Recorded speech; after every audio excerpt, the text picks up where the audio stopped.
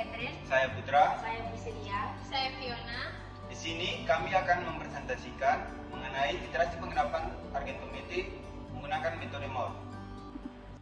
Nah, titrasi argentometri adalah titrasi pengendapan yang menggunakan reagen pengendap perak nitrat untuk analisis halogen, anion-anion mirip halogen seperti FCN, CN, serta CNO, dan asam lemak serta beberapa anion anorganik divalen.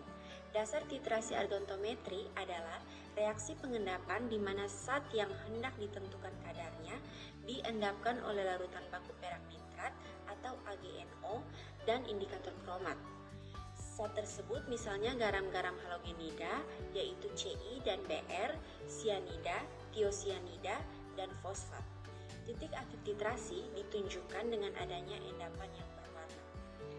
Dalam titrasi argentometri ini terdapat 3 metode. Yang pertama ada metode Mohr, yang kedua metode Volhard, dan yang ketiga metode Fajan. Dalam video kali ini kami akan menjelaskan tentang metode Mohr, yang dimana dalam metode ini menggunakan indikator kalium kromat atau K2CrO4 dan juga dengan larutan standarnya yang digunakan itu perak nitrat atau AgNO3. Nah, dalam proses titrasi akan membentuk endapan berwarna putih yang diakibatkan karena adanya perak klorida. Nah, kalium kromat yang digunakan ini adalah kalium kromat encer sekitar 2% pada perhitungan 2%, yaitu pada reaksi teman-teman bisa lihat pada gambar yang telah ditampilkan. Dan pada reaksi tersebut dapat dihitung juga KSP antara AgCl dan juga Ag2CrO4. Jadi teman-teman bisa lihat gambar perhitungannya itu. Berdasarkan perhitungan kita bisa lihat kalau KSP dari AgCl itu lebih kecil dibandingkan KSP dari Ag2CrO4. Maka pengendapan itu akan terjadi terlebih dahulu pada AgCl. Sebab AgCl-nya itu lebih mempunyai kelarutan yang lebih rendah. Setelah itu semua ion klorida membentuk endapan. Kelebihan ion Ag ini dia akan bereaksi dengan indikator metode Mohr atau dengan kalium kromat yang akan membentuk endapan dan memiliki warna coklat kemerahan. Pada dasarnya, agar terbentuk endapan perak kromat, perlu penambahan konsentrasi ion kromat sebesar 0,01 molar. Tetapi, jika ditambahkan sedemikian, akan menyebabkan terbentuknya warna kuning yang sangat intensif pada analit. Hal ini menyebabkan warna endapan dari perak kromat akan sukar diamati karena adanya warna kuning tersebut. Oleh karena itu, penambahan konsentrasi ion kromat harus lebih kecil dari 0,01 molar agar warna endapan perak kromat akan dapat diamati. Biasanya, konsentrasi ion kromat yang digunakan yaitu 0,00.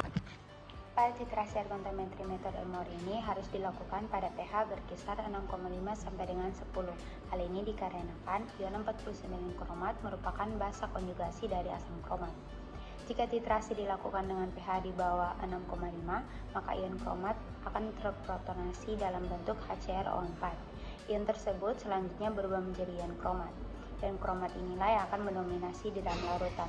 Oleh sebab itu, kesamaan larutan pada titrasi argentometri metode Mohr ini sangat penting untuk diperhatikan.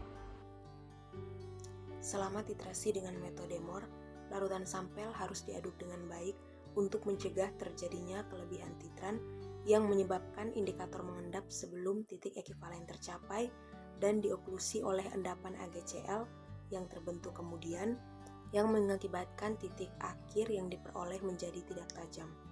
Gangguan pada titrasi ini antara lain disebabkan oleh yang pertama, ion yang mengendap terlebih dahulu sebelum AgCl, misalnya F, Br, dan CNS-.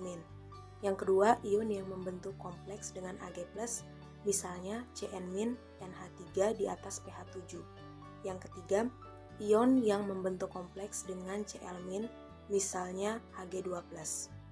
Sekian pemaparan materi dari kelompok kami, kiranya dapat bermanfaat bagi kita semua. Terima kasih. Dan